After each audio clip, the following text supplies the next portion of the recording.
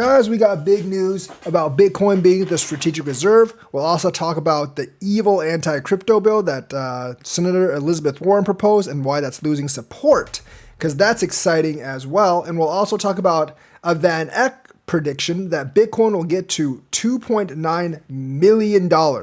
Crazy, I know, but, we got to talk about that. So let's talk about the whole Bitcoin strategic reserve thing. Because there is going to be a bill. Yes, there is. This is not just theory. It's going to be a bill. Donald Trump may not be the one to bring it out, but I think they might actually pass the buck on him because it is his party that's actually coming up to it.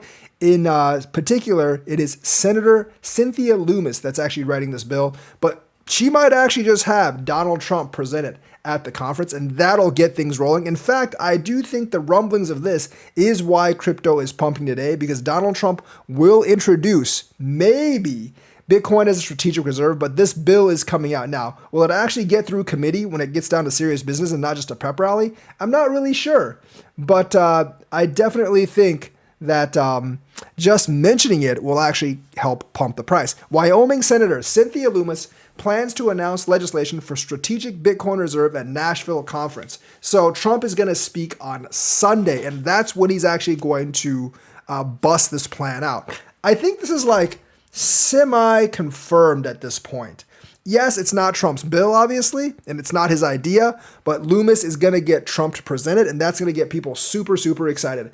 As Donald Trump prepares to address an estimated 20,000 Bitcoin enthusiasts later this week in Nashville, which is more or less a pep rally, and this is going to be like the cherry on top. The pro-crypto Republican Senator Cynthia Lummis of Wyoming is also looking to make some big news, preparing to announce she's crafting new legislation that could radically alter the burgeoning crypto business by firmly establishing Bitcoin as a mainstream financial asset. So if they do this strategic reserve thing, it would be obviously very, very big for Bitcoin. And I think the U.S. would definitely think twice before selling all the Silk Road Bitcoin as well, and that could be just as big an effect. According to 3 crypto execs with knowledge of the bill, Lummis has been quietly working to announce at the annual Bitcoin conference legislation that would require the Federal Reserve to hold some Bitcoin as a strategic reserve asset. So they could port like the 100,000 Bitcoin they have from Silk Road into the Fed, and that would have them not actually sell it, which would definitely help put more upward pressure on Bitcoin. And just the fact that the U.S. Fed is holding Bitcoin now would definitely propel other countries to hold it too. I think like if the U.S. does it, a lot of other countries are going to follow suit, and Bitcoin will be a worldwide strategic reserve. So that's really, really exciting.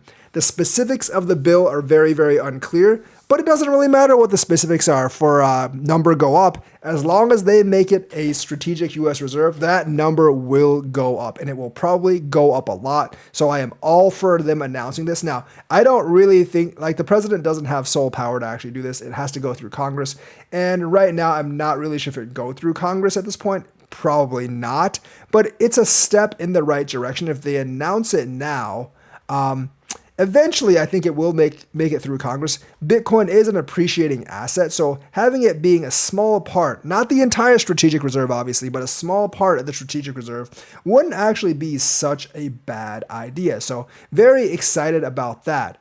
On the flip side of things, the ancient enemy of crypto, Elizabeth Warren, crafted a bill with Senator Roger Marshall as a co-sponsor in 2022. However, she has lost the support of Roger Marshall as a co-sponsor. Now, it has 18 other sponsors, and we need to make them lose as well. But Roger Marshall has left the building. I mean, he's still a senator, but he does not support this bill anymore. So Marshall withdrew his support as a co-sponsor of the bill on July 24th, yesterday, leaving 18 senators still supporting the bill. According to the official Congress directory concerning the legislation, we need to write to them and make sure they drop it as well. Cointelegraph contacted Senator Marshall's office but did not receive an immediate response.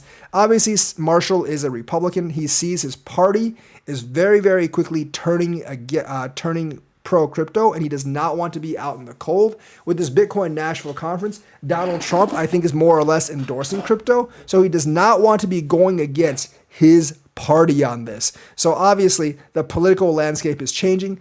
since both Schumer and Pelosi are pro-crypto, I think Warren's going to lose a lot of Democratic support as well for crypto. So being anti-crypto, very, very bad for your political career. And I think that's being more and more noticeable now. So Senator Elizabeth Warren is losing more and more support for her anti-crypto agenda. So it can just be thrown in the trash can for right now. And crazy prediction by Van Eck, they see Bitcoin could be as high as $2.9 million. But there's a catch, and it's by 2050. Now, 2050, that's like, 26 years. I would be, in my mid-60s by then. So I don't really want to wait that long. But that means they think that Bitcoin's going to last that long, and it's going to continue to go up. But that does mean each cycle's increase will be somewhat small. Because, you're not going to be able to double and triple every cycle because that would be way more than 2.9 million by 2050. Bitcoin is benefiting from massive economic imbalances, rising distrust in institutions, especially banking, fiscal recklessness, and mounting debt burden, Van Eck's Matthew Siegel said in an interview. So they have a lot of reasons, but there are a lot of challenges to actually overcome as well. By 2050, Bitcoin may settle 10% of international trade and 5% of local trade. So that means the other 90% will probably still be mostly USD, but just 10% is a big step for Bitcoin. So all of you thinking that USD will be dead in the next 2 or 5 years, yeah, not happening. But, maybe by 2050, it'll relinquish 10% to Bitcoin and then go further and further from there. It's going to be a generational, if not multi-generational task. But this is a very, very bullish look for Bitcoin. They see as Bitcoin as a hedge against rising fiscal recklessness. And that's always a good thing for Bitcoin to be looked at that way. So that's the news for today. Let me know what you think. Like and subscribe. Hit that bell notifications button. Thank you and have a nice day.